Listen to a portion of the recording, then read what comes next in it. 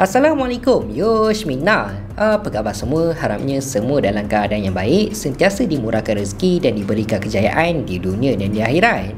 Okey, hari ni kita nak borak pasal apakah yang berlaku dalam manga Tokyo Revengers chapter 241. Yang mana kita dapat tengok untuk dalam chapter yang lepas, kumpulan Thousand Winters telah pun berjaya untuk merekrut 9 orang anggota, iaitu Takemichi, Chifuyu, Mitsuya, Inopi, Hakai, Kawata Brothers, Pachin dan juga Pehyan.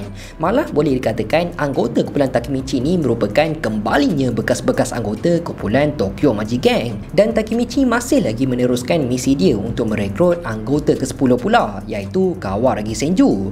Tapi malangnya untuk dalam chapter 240, Senju telah pun menolak tawaran tersebut dengan dicakap dekat Takemichi yang Kawaragi Senju telah pun bersara disebabkan dia hilang semangat selepas apa yang dah berlaku dalam pertarungan yang cukup besar di antara 3 kumpulan yang menguasai sebelum ni. Jadi untuk dalam chapter kali ni, akhirnya kita akan dapat tahu apakah punca sebenarnya Haruchio dengan Maiki berubah menjadi jahat, dan adakah Takemichi akan berjaya untuk merekrut Kawaragi Senju ataupun tak. Jadi aku pun dah tak sabar nak borak apakah yang berlaku untuk dalam chapter kali ni. Tanpa melengahkan masa, jom kita start sekarang.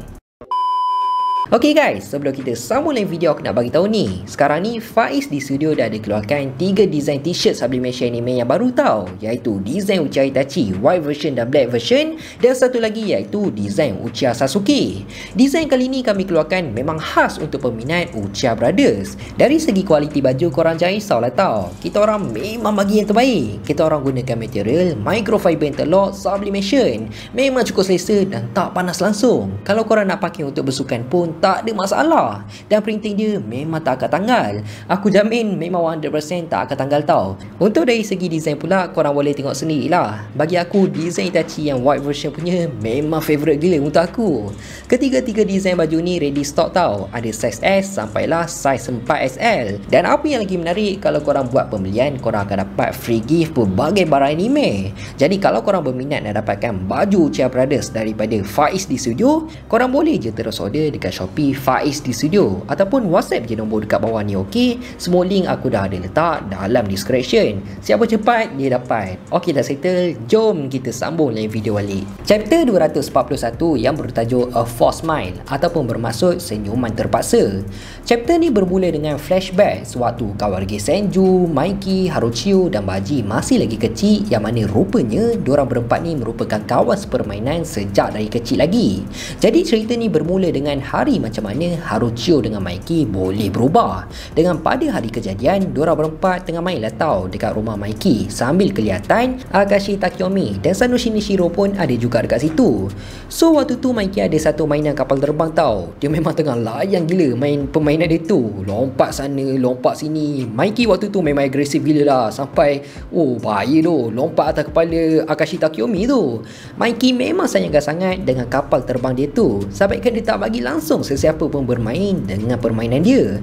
Jadi bila Senju nampak permainan kepunyaan Maiki, dia pun nak lakukan permainan tu. Biasalah budak-budak bila nampak ada mainan yang cantik, confirm lah nak kan. Dan boleh dikatakan Senju ni telah dimanjakan oleh Akashi Takeyomi disebabkan Senju merupakan adik yang paling kecil. So bila Senju buat salah ke dia nakkan apa-apa sekalipun, Akashi Takeyomi tak akan marahkan dekat Senju tau. Dia tak akan naikkan suara langsung dekat Senju. Malah Haruchio pula yang dipersalahkan disebabkan dia lebih besar daripada Senju.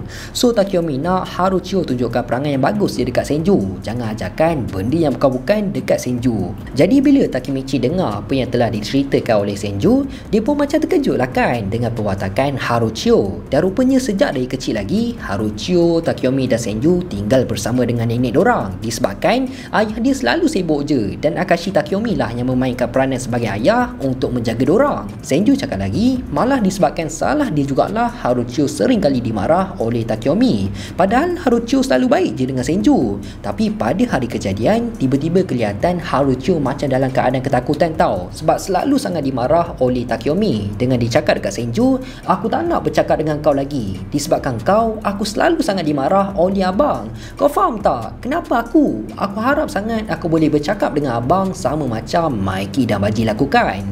So tak lama lepas tu Senju yang tengah cari semua orang untuk bermain bersama, tapi bila dia tengah cari diorang kan, dia tengah cari, tiba-tiba Senju ternampak permainan kepunyaan Mikey yang ada dekat atas almari. So Senju pun apa lagi kan, biasalah budak kecil, dia pun main tam je lah, dia pun lepaskan Gian. Dia terus ambil dan main permainan kepunyaan Mikey, walaupun Mikey tak bagi pun sesiapa untuk main permainan dia tu. Nak dijadikan cerita dekat sini, waktu Senju tengah layan main kapal terbang kepunyaan Mikey tu kan, tiba-tiba waktu Senju tengah berlari, boleh pula Senju tersadung dan terjatuh sehingga menyebabkan permainan Mikey tu telah pun rosak. Dan kebetulan Mikey tak tahu pun Senju yang rosakkan permainan dia tu. Jadi Mikey pun tanyalah dekat Senju, kau nampak tak siapa yang rosakkan permainan aku ni? Dan kesilapan Senju dekat sini adalah dia cakap Haruchio yang buat, dan disebabkan penipuan yang telah dilakukan oleh Senju itulah penyebab peristiwa yang cukup menakutkan telah pun berlaku, dan Mikey dengan Haruchio telah pun berubah. Yang mana disebabkan Senju telah menipu Haruchio yang lakukan, secara mengejut Mikey telah pun menarik mulut Haruchio sampaikan mulut dia terkoyak. Memang banyak gila darah telah pun keluar dari mulut Haruchio, dan Mikey pun telah menyuruh Haruchio untuk senyum. Malah sewaktu Senju melihat keadaan Mikey waktu tu, memang sebiji macam sewaktu Senju telah bercakap dengan Mikey ketika berlakunya pertarungan sebelum ni. Dan sejak pada hari itulah semuanya telah pun berubah. Lepas je Mikey dah koyakkan mulut Haruchio, dia teruskan lagi suruh Haruchio untuk ketawa pula. Dan tak lama lepas tu Haruchio pun ketawa, sambil kelihatan reaksi wajah Haruchio macam terpaksa tahu untuk dilakukan walaupun dia tengah dalam keadaan kesakitan. Jadi Senju pun memang menyesal sangatlah apa yang telah berlaku sebelum ni, disebabkan dia lah Mikey dan Haruchio telah pun berubah, dan disebabkan tu jugalah Senju perlu lakukan sesuatu. Tapi malangnya semua dah pun terlambat, dan Senju cakap lagi dia adalah seorang yang gagal. Di hujung chapter kita dapat tengok Takemichi terus cakap dekat Senju semuanya masih belum berakhir, sambil Takemichi tarik nafas dalam-dalam dan dia sambung cakap lagi, aku juga adalah seorang yang gagal, tapi kita boleh mengubah semuanya. Dan Takemichi pun telah mengajak Senju untuk sertai dia bagi untuk menewaskan kumpulan kantor majikan. Dan kelihatan riak wajah Senju telah pun berubah, seakan masih lagi ada sinar harapan untuk mereka mengubah segalanya. Dan chapter 241 pun habis macam tu je. Jadi untuk dalam chapter akan datang, akhirnya kita akan dapat tengok perjumpaan pertama untuk kumpulan Takemichi, dan berkemungkinan besar Senju juga dah memang confirm untuk sertai mereka dan menjadikan Senju adalah anggota yang ke-10 untuk kumpulan Takemichi. Jadi adakah dengan hanya 10 orang dah cukup untuk mereka berhadapan dengan kumpulan kantor majikan, ataupun korang rasa masih perlu untuk Takemichi merekrut anggota yang lain untuk memperkuatkan anggota dia?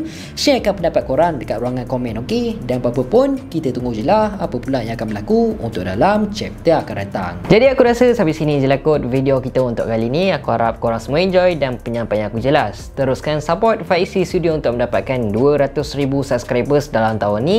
Aku nak minta maaf kalau aku ada buat salah, tersilap cakap, terkasar bahasa. Aku nak minta maaf sangat. Aku hanya manusia biasa, tak lari daripada kesilapan. InsyaAllah kita jumpa dalam next video. Assalamualaikum, bye bye.